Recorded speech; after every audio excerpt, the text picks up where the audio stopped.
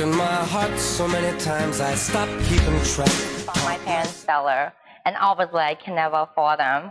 But I love the fact that I got exposed at a young age. I learned about everything. I can name the 5 chateaux in Bordeaux before I even speak English. So that's what I learned about French, yeah. I'm a big influence in Bordeaux wine. I just love the way it tastes. However, I'm so proud to be, now that I live in California, I consider I'm Californian. I love Napa and Sonoma. And this is something that we did put the wine on the map. Forget about everybody else.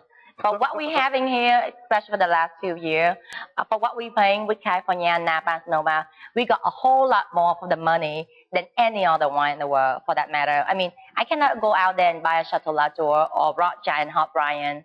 For that money, I can buy actually a case of California wine. And for that, trust me, every day that what I drink at night with my parents, definitely California wine. But, you know, for a good occasion, I do drink Bordeaux. I'm a little old school. But I love, for the grape varietal, I'm a Cabernet girl. And he's been repeatedly telling me try to convert me Rosa. I love rosés too, especially a day like 110 degrees today. Oh, yeah. Right? Yeah, when I'm driving up here across the Golden Gate Park, 20 minutes, it's 110 degrees. So I do like rosé. I like, you know, I drink New World wine too. But I love Cabernet. It just blows my mind. We have some of the best Cabernet wine in the world. We do. In the world. And you can go to a lot of smaller producers. And, I mean, they don't get to Wine Spectator or Wine Enthusiast magazine, but they just perfectly. And to me, just because they put the rating on 94 to 97 points, and then they triple it the next month, like, I wouldn't want that. Yeah. I want to drink the smaller vineyard, smaller wine, support the smaller producer, but you still, you know, you got better buck for your money, a lot more for your money. So thank you. Yeah, and there's quite a range. I mean, you know, we have in the room here, I've got cabs from 29 all the way up to 150. And I'll tell you what, we did a blind tasting. I love that, blind tasting, We did a blind, I almost did a blind tasting. I almost did. I was going to do it. I was going to do a blind Pinot tasting. I thought, well, no, I did Pinot before. We want to do the rosé. It's hot out. But we did a blind cab tasting. Yeah. And the wines we tasted were ranging from 29 to 75. Wow. And this was truly a blind tasting because I let consumers taste it. Right. So that's giving a wide, diverse portfolio of people. And then I had some wine savvy people, very wine savvy, in our group. And everybody picked the $29 wine. Now, but there was a trick. Yeah. The $29 wine, it's all about the fruit in this location. Right. That $29 wine, the fruit came from below Monte Rosso vineyard, which is a very famous vineyard that straddles the Sonoma and Napa Valley. Right. And Louis Martini put that vineyard in, you know, 40, 50 years ago. And the fruit up there is magnificent. Well, just below that, there's a vineyard where this fruit came from. Wow. So the source was dead on. And then part of the fruit came from one of my favorite locations, which is called Rockpile.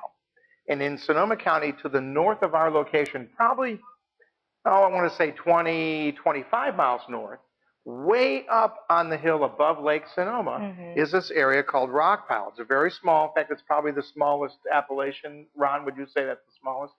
Yes, and a very rocky soil, so the vines are very heavily stressed, but the fruit is off the Richter scale. So he cheated because he took really great fruit, but that's an example of a wine at a great price point. Right. That because he sourced magnificent fruit, it stood up against those $60, $70, $75 wines, and it did pretty well. Well, it works for him, right? Absolutely. No, it works just fine. No. I usually go to smaller, like, tasting and just a small vineyard where they don't even open to public. Right. So I go to a lot of Vin 12 tasting in San Francisco, and so they have a small producer and you try it.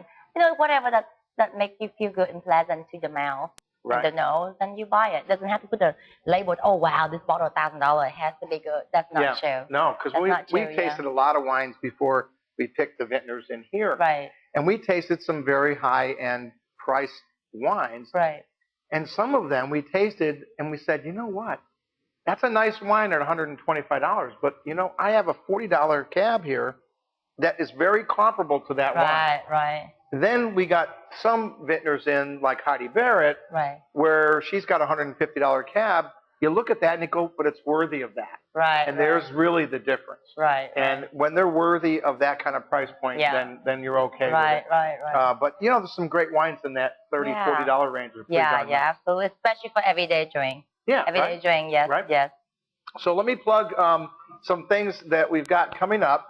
We've been very lucky. On Thursdays, we have now Robert Herrera that comes in and plays. Those of you who live in the local area, he starts at 6:30, plays right in the window over here, and sings and plays guitar, and he's just super talented. And then on Fridays, we've been having John Pita, and John Pita he does these songs like John Mayer, and he is just off the Richter. Wow. This kid is so good. And he'll have Adam, his friend Adam, play with him. He plays bass, and then we have local people that kind of sit in. And so we have another guy, Gary, who brings a electric fiddle and plays this crazy electric fiddle. So it's really entertaining. You guys can come down to the tasting room. That Friday night gig, that starts at 7:30. And if you get hungry, don't worry about it. You can order food from Jack and Tony's, where you went today. Great restaurant. Yeah. And they'll deliver it. And you can sit at the bar, buy a glass of wine. Garvin is a great bartender, by the way. Oh boy, there's a and happy hour too. Was good. Huh? Yeah, half price for all the drinks. Yeah, and you can't go wrong with that. You can't. That's and it's half price on the hors d'oeuvres too. Absolutely. See, so you have a great opportunity to come down and hear some music, drink some great wines. The staff will take really good care of you, and if you get hungry, don't worry about it. We can bring the food to you. So, one-stop shop. You don't have to go anywhere. We've got it all. And then every once in a while, we're going to have live music on Saturdays. And then I'm working on something. I'm always working on new things, so I always kind of reveal new things. I want to have live music on Sunday afternoons, and here's what we want to do. I want to close the street in front of the tasting room, the two spaces, and bring out a barbecue and have a guy that can cook like pulled pork sandwiches. And you can have, so you can order your lunch, come in the tasting room, listen to live jazz, and have beautiful wine. Yeah, that sounds good. And that's a Sunday. We're gonna try to put that together for Sunday afternoons while the weather is good. I'll be there when you have that together. You'll like that one? Okay.